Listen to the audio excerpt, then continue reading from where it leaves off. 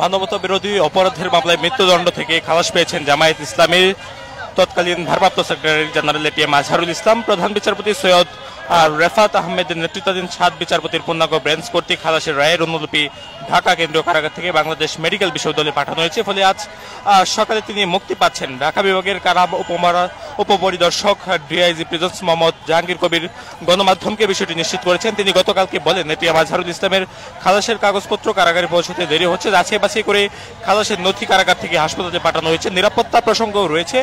সঙ্গত কারণে আজ নয়, অর্থাৎ তিনি গতকালকে জানিয়েছেন সঙ্গত কারণে আজ নয়, তিনি 8টার মে অর্থাৎ বুধবার সকালে তিনি মুক্তি পাচ্ছেন এবং কেরানীগঞ্জ কারাগারের তত্ত্বাবধানে বাংলাদেশ মেডিকেল বিশ্ববিদ্যালয় হাসপাতালে চিকিৎসা নিচ্ছেন এটিএম আজহারুল ইসলাম। আমরা এই মুহূর্তে রয়েছি বাংলাদেশ মেডিকেল বিশ্ববিদ্যালয়ের ঠিক সামনে, যেখান থেকে আজ সকাল 9:30টার দিকে মুক্তি পাচ্ছেন এটিএম আজহারুল ইসলাম।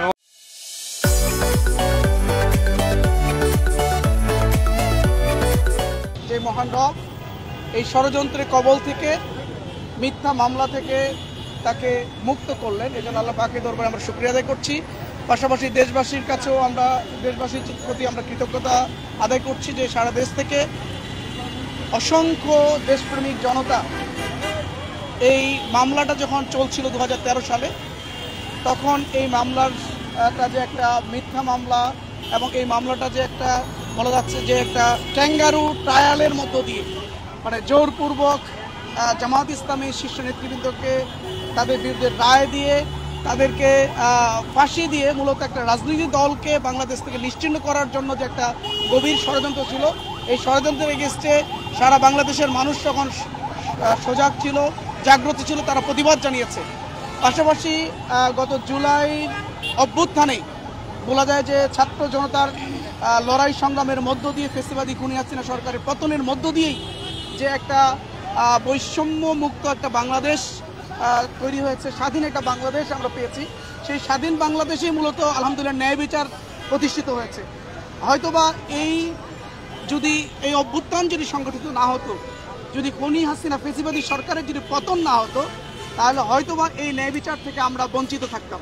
আলহামদুলিল্লাহ, আল্লাহ শুকরিয়া যে ছাত্র জনতার গণঅভ্যুত্থানের মধ্য দিয়ে অসংখ্য ভাই বোনদের ত্যাগের বিনিময়ে, রক্তের বিনিময়ে যে ফেসিবাদ মুক্ত বাংলাদেশ আমরা পেয়েছি, সেই ফেসিবাদ মুক্ত বাংলাদেশে আলহামদুলিল্লাহ আমরা ন্যায় বিচার পেয়েছি। আমাদের ভাই এখান থেকে মুক্ত হয়েছে আলহামদুলিল্লাহ।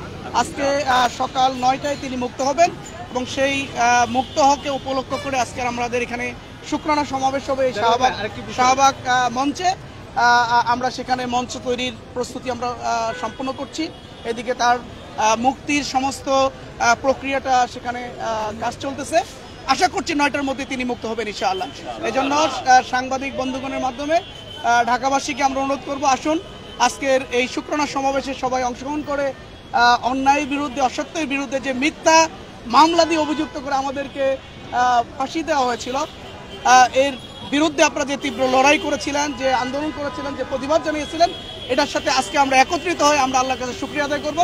এই সকল ঢাকাবাসীকে আমরা এই জায়গায় এসে সেই শুকরানা সমাবেশে অংশগ্রহণ করার জন্য আমরা উদাত্ত আহ্বান জানাই। আশা করছি সকাল 9টা ইনশাআল্লাহ। এখন আমরা কোনো প্রশ্ন নিচ্ছি না। এখানে আসলে বামপন্থীরা তো শুরু, আপনারা জানেন এই সেই শাহবাগ চত্বর, যেই শাহবাগ চত্বরে এই বামপন্থীরা, শাহবাগীরা এই এটিএম আজহারুল ইসলাম সহ আমাদের জামায়াত ইসলামী শীর্ষ নেতৃবৃন্দকে কোনো সাক্ষ্য প্রমাণ ছাড়াই তাদের বিরুদ্ধে যেন ফাঁসির রায় দেয়, এই ফাঁসির দাবিতে এখান থেকে তারা মানে প্রতিবাদ করেছিল এবং তাদের নোংরা রাজনীতি শুরু করেছিল। এবং দীর্ঘ সময় পরে 5ই আগস্ট অভ্যুত্থানের মধ্য দিয়ে এই শাহবাগ থেকেই কিন্তু এই শাহবাগীদের পতন হয়েছে, ফেসিবাদের উত্থান হয়েছে। সুতরাং এই শাহবাগীরা আবার নতুন করে যদি তারা মাঠে নামে ছাত্র জনতাই তাদের জবাব দেবে ইনশাআল্লাহ।